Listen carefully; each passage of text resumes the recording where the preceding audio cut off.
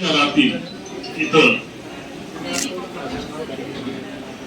उपस्थित सर्व सन्माननीय नागरिक आणि आमचे नेतेगण, एवढंच मी सांगतो, जे आमच्या नेते मंडळींनी आशा व्यक्त केलेल्या आहेत, फलटण शहरासाठी जे काही त्यांनी स्वप्न बघितलेली आहेत, ते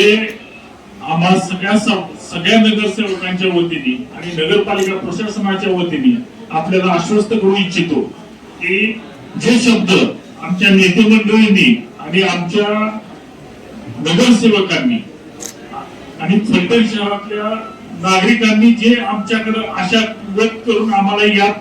या ठिकाणी बसवलंय, ते 100% आम्ही पूर्ण करण्याचा प्रयत्न करणार आहोत. आणि ही नगरपालिका पुन्हा नगरसेवकांची नाही तर सर्वसामान्य नागरिकांची नगरपालिका आहे हे घोषित करतो आणि माझे 2 शब्द संपवतो.